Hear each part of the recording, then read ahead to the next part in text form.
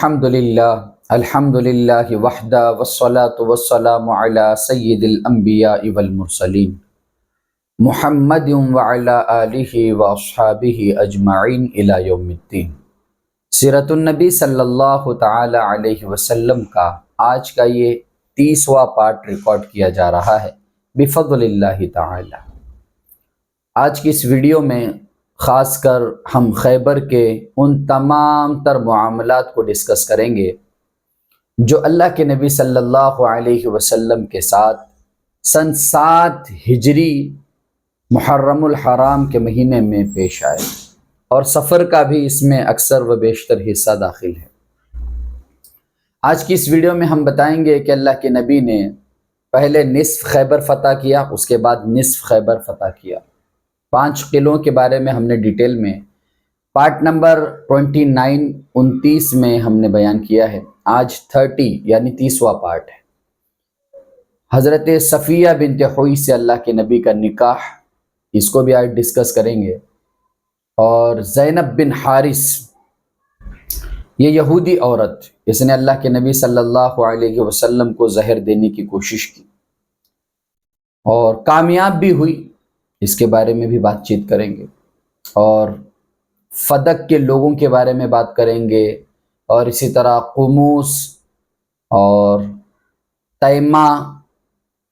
کے بارے میں آج ہم بات چیت کریں گے۔ اللہ کے نبی صلی اللہ علیہ وسلم نے پہلے آدھا خیبر فتح کر لیا، جس میں 5 قلعے تھے۔ ان کو مسلمانوں نے جابازی کے ساتھ، دلیری اور بہادری کے ساتھ فتح کر لیا۔ اب آدھا خیبر اور بچا ہوا تھا، جس میں 3 قلعے تھے، اور بہت سارے یہودی، بنو قریظہ کے، بنو نذیر کے، یہاں وہاں سے بھاگ کر آئے ہوئے یہودی ایک قلعے کے اندر چھپے ہوئے تھے جس کا نام قموس تھا، اور وہ تیر اندازی کر رہے تھے۔ بہت سارے راویوں کا، مورخین کا اس میں اختلاف ہے۔ وہ یہ کہتے ہیں کہ نصف خیبر صلح کے ذریعے فتح کر لیا گیا، کوئی جنگ نہیں ہوئی۔ ایک آدھ مورخین یہ کہتے ہیں کہ ایک قلعے کے لیے لڑائی ہوئی ہے، اور ما بقیہ جو 2 قلعے تھے وہ بات چیت کے ذریعے ہی مسلمانوں کو حاصل ہوئے۔ جو جنگ کا واقعہ انہوں نے پیش کیا ہے وہ میں آپ کے سامنے رکھتا ہوں۔ پہلے یہ کہ قلعہ قموس میں تمام یہودی جمع ہو گئے، اور اس میں ابل حقیق، یہ جو سردار تھا، وہ بھی اس میں موجود تھا، اور صفیہ بنت حوی بن اخطب کی بیٹی، اور کنانہ کی بیوی۔ یہ کنانہ جو دراصل ہے یہ ابو الحقیق کا بیٹا تھا، اس کے بارے میں بھی ڈیٹیل میں بات چیت ہوگی آج۔ تو اللہ کے نبی صلی اللہ علیہ وسلم نے 14 دنوں تک، آلموسٹ 14 دنوں تک اس قلعے کا محاصرہ کیا، 14 دنوں تک۔ اس کے بعد ظاہر سی بات ہے کہ مسلمانوں کے پاس وہاں پر ٹھہرنے کی وجہ تو یہ تھی کہ مسلمان انہیں جو ہے وہ ہر حالت میں نیست و نابود کرنا چاہتے ہیں۔ اللہ کے نبی نے حکم دیا کہ ابھی جو ہے منجیقے جو ہے، توپے جو ہے، وہ قلعے کی طرف کر دی جائے۔ جو ہی یہ خبر وہاں کے قلعے دار کو موصول ہوئی، وہ فوراً اللہ کے نبی صلی اللہ علیہ وسلم کے پاس ایک خط بھیجتا ہے، جس خط میں لکھا ہوتا ہے کہ میں آپ سے بات چیت کرنا چاہتا ہوں، کیا آپ تیار ہو؟ اللہ کے نبی ریٹن میں لکھوا کر بھیجتے ہیں کہ ہاں تیار ہے۔ وہ آتا ہے، آنے کے بعد وہ صلح نامہ اپنا پیش کرتا ہے، اللہ کے نبی سے یہ کہتا ہے کہ ہم سر خم تسلیم کرنے کے لیے تیار ہیں، ہم خیبر کی زمین چھوڑنے کے لیے تیار ہیں، جلا وطنی کے لیے تیار ہے، لہٰذا آپ ہمارے فوجیوں کو، آپ ہمارے نوجوانوں کو، بوڑھوں کو، بچوں کو، عورتوں کو، اور ہمارا سامان اتنا ہی ہم لیں گے جتنا ایک شخص کے پشت پہ بیٹھ سکتا ہو، اور باقی ہمارے باغات، کھیت کھلیان، سونے، زیورات وہ آپ رکھ لیجیے اور ہمیں زندہ چھوڑ دیجیے۔ اللہ کے نبی صلی اللہ علیہ وسلم نے اس معاہدے کو قبول فرمایا، لیکن اللہ کے نبی نے ساتھ ہی ساتھ یہ بات بھی بتا دی کہ اگر تم میں سے کسی نے بدعہدی کی تو یاد رکھیے اس کا فیصلہ قتل سے ہوگا۔ اور ابو داؤد کے اندر ایک روایت ہے کہ اللہ کے نبی نے انہیں یہ کہا تھا کہ آپ اپنے سواریوں پر جتنا سامان آپ بٹھا سکتے ہو بٹھا کر آپ لے کر جائیے۔ ابو داؤد کے اندر یہ بھی روایت ہے۔ بہرحال ہم آگے بڑھتے ہیں۔ آگے بڑھنے کے بعد اللہ کے نبی صلی اللہ علیہ وسلم نے یہ جو معاہدہ کیا تھا، اس معاہدے کے مکمل ہونے سے پہلے یہودیوں نے اللہ کے نبی صلی اللہ علیہ وسلم کے سامنے ایک اور بات رکھ دی۔ انہوں نے کہا کہ اے محمد، آپ جو ہے ان علاقوں سے واقف نہیں ہو۔ ظاہر سی بات ہے، کاشتکاری ان کا سب سے بڑا عمل تھا، اسی کو بتا رہے تھے کہ ہم اس زمین پر کھیتی کریں گے، ہم اس زمین پر تجارت کریں گے، لہٰذا آپ اپنے فیصلے پہ غور کیجیے۔ اللہ کے نبی صلی اللہ علیہ وسلم اپنے ساتھیوں کی طرف دیکھ رہے ہیں، جو ساتھی یقیناً خیبر میں تو ٹھہرنے والے تھے نہیں، اور اتنے ساتھی بھی نہیں تھے کہ اگر خیبر سے مکمل یہودیوں کا صفایا کر دیا جائے تو خیبر میں اتنے ساتھی بھی نہیں تھے ٹھہرانے کے لیے کہ بعد میں خیبر کی صحیح طریقے سے حفاظت کی جائے۔ تو اللہ کے نبی صلی اللہ علیہ وسلم نے یہودیوں کو ایک بات کہی کہ دیکھیے، آپ اسی زمین پر ٹھہر جائیے، اپنے کاروبار سنبھال لیجیے، اپنے تمام تر معاملات سنبھال لیجیے، لیکن اس سے جو غلہ پیدا ہوگا، جو پیداوار ہوگی، جو آپ کسانی کرو گے، کاشتکاری جو آپ کرو گے، اس کا آدھا حصہ، آدھا مال آپ کو مسلمانوں کو دینا ہوگا۔ اور ٹوٹل اللہ کے نبی صلی اللہ علیہ وسلم نے خیبر کے 36 حصے کیے، 36، اور ایک حصہ 100 حصوں کا جامع تھا، 100 حصوں کے برابر، یعنی اس حساب سے 3600 حصے ہوئے خیبر کے۔ اللہ کے نبی نے 1800 حصے مسلمانوں کی کیے اور 1800 حصے یہودیوں کے کیے، جو کہ 18 36 بن جاتے ہیں، اور اپنے لیے بھی ایک ہی حصہ رکھا جو کہ ایک عام مسلمان کے لیے تھا، کیونکہ یہ تحفہ دراصل اللہ کے نبی صلی اللہ علیہ وسلم کے صحابہ کرام کے لیے تھا، خاص کر ان لوگوں کے لیے تھا جو بیعت رضوان میں شامل تھے، جو اس وقت موجود تھے۔ حالانکہ بیعت رضوان کے لیے جب نکلے کوئی جنگ کا معاملہ نہیں،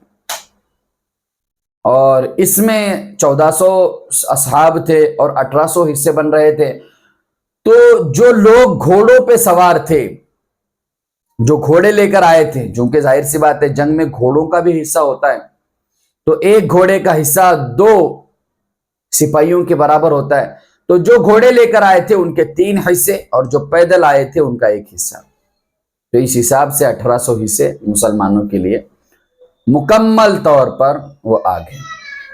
اب یہودی اللہ کے نبی کے حساب سے اسی زمین پر ٹھہر رہے ہیں۔ اب اس کے بعد اللہ کے نبی صلی اللہ علیہ وسلم نے چونکہ یہ صلح کروائی تھی کہ کوئی بھی جو ہے وہ اب چھپائے گا نہیں، چوری نہیں کرے گا، تو ابو الحقیق کے 2 بیٹوں نے چوری کی۔ چوری اس طرح کی کہ انہوں نے خزانے کا پتہ نہیں بتایا اور خزانے کو چھپائے رکھا، جو کہ خزانہ تھا حوی بن اخطب کا، جو کہ سسر تھا کنانہ کا، جو کنانہ بیٹا ہے ابو الحقیق کا۔ تو اللہ کے نبی صلی اللہ علیہ وسلم نے یہ بات جو ہے کنانہ سے کی کہ اس خزانے کے بارے میں مکمل طور پر ہمیں بتا دیجیے، لیکن اس نے بتایا نہیں، اس نے اس بات کو چھپائے رکھا۔ اس کے چچیرے بھائی نے آ کر بتایا کہ ہاں میں کنانے کو دیکھتا ہوں کہ یہ جو ہے چکر لگاتا رہتا ہے فلاں جگہ۔ جب وہاں پہ خدائی کی تو پتا چلا کہ وہاں سے تھوڑا سونا برآمد ہوا، اور ماں بقیہ کے بارے میں جب رسول اللہ نے پوچھا تو اس نے نہیں بتایا۔ بہرحال اس جرم میں اللہ کے نبی صلی اللہ علیہ وسلم نے اس شخص کو جو ہے حضرت ابو غالباً محمد بن مسلمہ کے حوالے کر دیا اور غالباً زبیر بن عوام کے حوالے کر دیا۔ تو انہوں نے اسے چوٹ پہنچائی، تکلیفیں دی، بہرحال زبیر بن عوام کے پاس تو انہوں نے بتایا نہیں، لیکن محمد بن مسلمہ نے انہیں قتل کر دیا ایک صحابی کے قصص میں، ایک صحابی کے قصاص میں۔ وہ صحابی جب مدینے کے اندر ایک بازار میں ایک قلعے سے ٹیک لگا کر بیٹھے ہوئے تھے سائے کے لیے، تو اسی بدبخت کنانہ نے اوپر سے چکی کا ایک پاٹا پھینک دیا تھا جو جا کر ان کے سر میں لگا اور وہ شہید ہو گئے۔ تو اس کے بدلے میں کنانہ کو قتل کر دیا گیا، قصاص لے لیا گیا۔ اور اس کے فوراً بعد اور دحیہ قلبی رضی اللہ عنہ اونچے قداور صحابی ہے، اور یہ وہی صحابی ہے جو ہرقل کے پاس، رومیوں کے پاس گئے تھے اللہ کے نبی کا خط لے کر۔ دحیہ قلبی رضی اللہ عنہ اللہ کے نبی کے بارگاہ میں حاضر ہوئے، کہنے لگے حضور مجھے لونڈیوں میں سے ایک لونڈی دیجیے تاکہ میں اسے نکاح کر لوں۔ اللہ کے نبی صلی اللہ علیہ وسلم نے انہیں کہا کہ جاؤ جس لونڈی کو لینا چاہتے ہو لے لو۔ وہ گئے اور انہوں نے جانے کے بعد صفیہ بنت حوی کو پکڑا اور انہیں سلیکٹ کر لیا۔ اس موقع پر ایک صحابی اللہ کے نبی کے دربار میں آتے ہیں اور وہ کہتے ہیں اے اللہ کے نبی، صفیہ بنت حوی بنو قریظہ بنو نذیر کی شہزادی ہے، سیدہ ہے، اور اس کی شان تو یہ ہے کہ وہ آپ کے نکاح میں ہے، وہ آپ کے لائق ہے۔ اللہ کے نبی صلی اللہ علیہ وسلم نے یہاں سے یہ پیغام بھی دیا ہے پوری امت کو، دیکھیے آپ جسے نکاح کر رہے ہو، ایک تو ہے کہ اسے دیکھو اچھی طرح سے کہ کیا تم نکاح کے بعد بھی اس کے حقوق ادا کر پاؤ گے، کہیں ایسا نہ ہو کہ وہ محلوں میں رہنے والی ہو اور آپ جو ہے اسے ایک ایسی جگہ رکھو جہاں پر اس کی طبیعت ناگوار گزرے اس طبیعت کو، اور پھر رشتہ جو ہے وہ مودت اور رحمت پر قائم نہ رہے۔ بہرحال یہ کہ اللہ کے نبی نے دحیہ قلبی کو اور ساتھ ہی ساتھ صفیہ بنت حوی کو بلوایا اور دحیہ قلبی رضی اللہ عنہ سے کہا کہ تم دوسری لونڈی تلاش کر لو جو تمہارے شان کے مطابق۔ بہرحال صفیہ بنت حوی کو چھوڑ کر دحیہ قلبی چلے گئے، اور صفیہ بنت حوی کو اللہ کے نبی صلی اللہ علیہ وسلم نے اسلام پیش کیا، تو صفیہ بنت حوی نے اسلام قبول کیا۔ اسلام قبول کرنے کے بعد اللہ کے پیارے رسول صلی اللہ علیہ وسلم نے ان سے نکاح بھی کیا۔ نکاح کرنے کے بعد ایک واقعہ پیش آیا ہے جو کہ آپ کو بات لگے گی کہ ماشاءاللہ کیا بات ہوئی ہے۔ اللہ کے نبی صلی اللہ علیہ وسلم صفیہ بنت حوی کے چہرے کو دیکھتے ہیں تو ایک ہرا پن سا ظاہر ہوتا ہے چہرے پر، تو پوچھتے ہیں یہ ہرا کیا ہے آپ کے چہرے پر؟ تو صفیہ کہتی ہے کہ خیبر سے پہلے ایک رات جب میں آرام کر رہی تھی تو میں نے خواب دیکھا تھا جس میں چاند ٹکڑے ہو کر میرے دامن میں میرے آغوش میں آ رہا ہے۔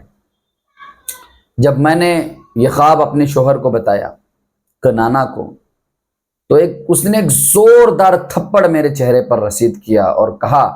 کہ تو مدینے کے بادشاہ کی آرزو کرتی ہے، اور مجھے تو آپ کے بارے میں بالکل کچھ پتہ نہیں تھا، لیکن اللہ کا کرنا ایسا ہوا کہ آج میں آپ کے نکاح میں ہوں۔ یعنی صفیہ بنت حوی کو پہلے ہی خواب میں بتا دیا گیا تھا کہ اللہ کے نبی آپ کے شوہر ہونے والے ہیں۔ سبحان اللہ۔ بہرحال اس کے بعد ایک عورت کا تذکرہ ہوتا ہے، جو عورت جس کا نام اسلام نامی شخص کی یہ بیوی ہوتی ہے، سلام نامی شخص کی، سلام نام ہوتا ہے اس کے شوہر کا۔ اس عورت کا نام زینب بنت حارث ہے، اور وہ اللہ کے نبی صلی اللہ علیہ وسلم کے لیے ایک بھنی ہوئی بکری لے کر آتی ہے اور معلوم بھی کروا لیتی ہے کہ اللہ کے نبی صلی اللہ علیہ وسلم کو کون سا حصہ زیادہ پسند ہے بکری کا۔ ظاہر سی بات ہے دستہ معلوم ہوتا ہے اسے، اس دستے کو پورا زہر سے بھر کر، زہر آلود کر کے یہ عورت اللہ کے نبی کی خدمت میں وہ گوشت پیش کرتی ہے دستے والا۔ اللہ کے نبی کے ساتھ ایک صحابی بھی ہوتے، غالباً ان کا نام بشیر ہے۔ اللہ کے نبی صلی اللہ علیہ وسلم اس دستے کو اٹھاتے ہیں، ایک لقمہ لیتے ہیں، تھوڑا چباتے ہیں، پھر پھینک دیتے، تھوک دیتے۔ لیکن جو دوسرے اللہ کے نبی کے ساتھ بیٹھے ہوئے تھے وہ اسے کھا لیتے ہیں۔ زہر کتنا ملا ہوا تھا وہ اس کا اندازہ آپ کیجیے۔ دوسرے صحابی کھا لیتے ہیں اور وہ فوت ہو جاتے ہیں، ان کا انتقال ہو جاتا ہے۔ اللہ کے نبی صلی اللہ علیہ وسلم ان کے انتقال سے پہلے ہی بتا رہے ہیں کہ تم نے اس گوشت میں زہر کیوں ملایا ہے، کیونکہ جیسے ہی میں کھا رہا تھا کہ ہڈی نے مجھے یہ بتایا، ہڈی، کہ تم نے اس میں زہر ملایا ہوا ہے۔ تو وہ عورت یہ بات کہتی ہے کہ ہم یہ دیکھنا چاہتے تھے کہ اگر تم بادشاہ ہو، اگر تم حکومت کرنے آئے ہو تو تمہارا صفایا ہو جائے، کیونکہ ظاہر سی بات ہے بادشاہ کے پاس تو اتنا علم نہیں ہوتا کہ اسے جو ہے ایک تکلیف سے آگاہ کیا جائے، اتنا تو نہیں ہوتا۔ لیکن اگر تم نبی ہو تو تمہیں آگاہ کر دیا جائے گا تمہارے اپنے رب کی طرف سے کہ اس میں زہر ملا ہوا ہے، اور وہ حقیقت واضح ہوگی۔ اللہ کے نبی نے اپنی ذات کے لیے اس عورت کو معاف کر دیا، اپنی ذات کے لیے، لیکن اس صحابی کے جو کہ اسی گوشت کو کھا کر جن کا انتقال ہوا ہے، ان کے قصاص کے بدلے میں اس عورت کو قتل کروا دیا۔ اپنے ذات کے لیے معاف کر دیا کہ میں نے تمہیں معاف کر دیا، لیکن اس کے قصاص میں اب سزائے موت ہے تمہیں۔ بہرحال وہ ایک معاملہ وہاں پر دیکھنے کو ملا۔ اس کے بعد فدق، اب خیبر کی حالت جو ہے وہ فدق والوں کو بھی پتہ چل چکی تھی، لہٰذا ان پر جب اسلام پیش کیا گیا انہوں نے ڈائریکٹلی صلح نامہ اللہ کے نبی کے پاس پیش کیا کہ ہم اپنی آدھی پیداوار آپ کو دے دیں گے۔ اس میں نہ گھوڑے چلے، نہ تلواریں چلی، نہ کوئی جو ہے بڑا یہ ہوا، ڈائریکٹلی اللہ کے نبی کے خط پہنچا، انہوں نے صلح نامہ بھیج دیا، لہٰذا یہ اللہ کے نبی کے لیے تھا آدھی پیداوار فدق کی۔ اس کے بعد اللہ کے نبی صلی اللہ علیہ وسلم نے ایک اور قبیلے والے جو یہودی ہی تھے، اور عرب بھی ان میں شامل تھے اور یہودی بھی ان میں شامل تھے، اللہ کے نبی صلی اللہ علیہ وسلم اپنے صحابہ کرام کو لے کر وہاں جاتے ہیں، سخت جو ہے وہ محاصرہ ہوتا، تیر اندازی ہوتی ہے۔ بہرحال وہ بھی تھک ہار کر آخر کار وہ بھی مان لیتے ہیں کہ اب جو ہے ہمیں صلح کر لینی چاہیے، وہ بھی صلح کر لیتے ہیں، اور اللہ کے نبی صلی اللہ علیہ وسلم وہ سارا سسٹم ویسے ہی بٹھا رہے تھے۔ عبداللہ بن رواحہ کو وہاں پر منتخب کر دیا گیا تھا خیبر میں، ویسے ہی سسٹم بٹھا رہے تھے کہ جو فتح ہو رہی ہے ان میں ان لوگوں کو رکھ کر آدھی پیداوار مدینے کے لوگوں کو جو اس جنگ میں شامل ہے خاص کر ان کو، اور غریبوں کو بھی اللہ کے نبی صلی اللہ علیہ وسلم نے نہیں بھولا۔ ایک صحابی جن کو اللہ کے نبی صلی اللہ علیہ وسلم نے حبشہ کی طرف خط دے کر بھیجا تھا، یہاں پر وہ بات میں کرنا چاہوں گا کیونکہ یہ بہت بڑا مجاہدہ تھا حضرت جعفر رضی اللہ عنہ کا، جو حبشہ کی پہلی اور دوسری ہجرت کو مکمل وہ حبشہ کے اندر جب انہوں نے تقریر کی ہے اصحمہ کے سامنے، وہ لاجواب تقریر تھی، اور وہ میں ایک طالب علم ہونے کی حیثیت سے کہتا ہوں وہ ون آف دا بیسٹ تقریر تھی جو کہ تمام تقریروں میں جو کسی صحابی نے کی ہے اللہ کے نبی کی حیات میں، اللہ کے نبی کی حیات کے اندر جو ون آف دا بیسٹ تقریر تھی، اور جس کا صلہ یہ تھا کہ عمرو بن عاص جو ان مسلمانوں کو اسلام لانے سے پہلے لینے کے لیے گئے تھے، اس نجاشی بادشاہ نے جب یا یحییٰ خذ الکتاب بقوہ وآتیناہ الحکم صبیہ قال انی عبد اللہ آتانی الکتاب وجعلنی نبیہ، ان تمام باتوں کو سن کر وہ بادشاہ رو پڑا اور تنکا اٹھا کر کہنے لگا واللہ جو اس نے تعریف کی ہے عیسیٰ کی اور اس کی ماں کی، لاجواب۔ تو بہرحال حبشہ کے بادشاہ کو خط لکھ کر اللہ کے نبی صلی اللہ علیہ وسلم نے ساتھ ہی یہ بول دیا تھا کہ آپ ہمارے ساتھیوں کو جعفر بن ابی طالب کو روانہ کر دیجیے، اور ساتھیوں کو بھی ان کے روانہ کر دیا۔ 2 کشتیوں میں اس نے روانہ کر دیا۔ پہلی کشتی میں مسلمان مدینے پہنچ چکے تھے جن میں عورتیں، بچے، بوڑھے تھے، لیکن مرد حضرات کو جو کہ آلموسٹ کچھ 18 یا پھر اس سے زیادہ تعداد میں تھے، وہ ڈائریکٹلی خیبر پہنچے، خیبر فتح ہونے کے بعد پہنچے۔ اللہ کے نبی نے جب جعفر بن ابی طالب کو دیکھا تو یہ تاریخی جملہ کہا حضرت جعفر کے لیے، پتہ نہیں مجھے آج اس بات کی خوشی منانی چاہیے کہ خیبر فتح ہوا، یا پھر اس بات کی خوشی منانی چاہیے کہ جعفر بن ابی طالب میرے سامنے۔ اللہ کے نبی نے بوسہ لیا، اور کیوں نہ ہو یہ وہ چند ساتھیوں میں سے ہے جنہوں نے اسلام کے لیے بڑی قربانیاں دی، اپنے گھر بار کو چھوڑ کر، تمام تر چیزوں کو ترک کر کے یہ جو ہے پہنچ گئے حبشہ کے لیے، پہلی ہجرت۔ حالانکہ آفیشلی ہجرت جو مانی جاتی ہے وہ مدینہ کی ہے، لیکن مسلمانوں کی جو ہجرت ہے وہ جو ہے حبشہ کی طرف پہلی ہے۔ حضرت جعفر بن ابی طالب رضی اللہ عنہ، اس میں وہ ابو موسیٰ اشعری رضی اللہ عنہ کو بھی لے کر آئے تھے۔ چونکہ مال غنیمت ہی کا ہم جو ہے وہ تذکرہ کر رہے ہیں، اس لیے میں نے ضروری سمجھا کہ اس بات کو یہاں پر ایڈ کیا جائے۔ ابو موسیٰ اشعری رضی اللہ عنہ بھی پہنچے تھے اپنے رفقا کے ساتھ، اپنے ساتھیوں کے ساتھ۔ یہ چونکہ یمن سے تعلق رکھتے تھے، وہاں تک اللہ کے نبی کا پیغام پہنچا، دعوت پہنچی، تو اپنے رفقا اور اپنے چند ایک ساتھیوں کے ساتھ یہ اللہ کے نبی کے پاس پہنچے، اور انہوں نے جو ہے اسلام تو پہلے ہی قبول کر لیا تھا حبشہ میں، کیونکہ یمن سے جب یہ نکلے تھے تو مدینہ کے لیے نکلے تھے، لیکن ان کی کشتی نے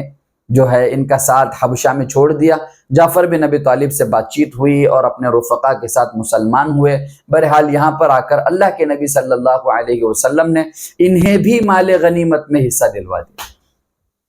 ہم آخری مرتبہ بتا چکے کہ ابو ہریرہ رضی اللہ عنہ بھی جب خیبر فتح ہوا اس کے بعد آئے، اور مدینے میں انہوں نے ایک نماز پڑھ لی تھی، لیکن اپنے دوستوں کے ساتھ وہ ابو ہریرہ رضی اللہ عنہ جو ہے خیبر فتح ہونے کے بعد آئے۔ اور صلح حدیبیہ کے بعد تو ویسے تو صحابہ کرام ماشاءاللہ، ابو ہریرہ، ابو موسیٰ اشعری، حضرت عمرو بن عاص، حضرت خالد بن ولید، بڑے بڑے نام جو مسلمان ہوئے، بڑے بڑے نام۔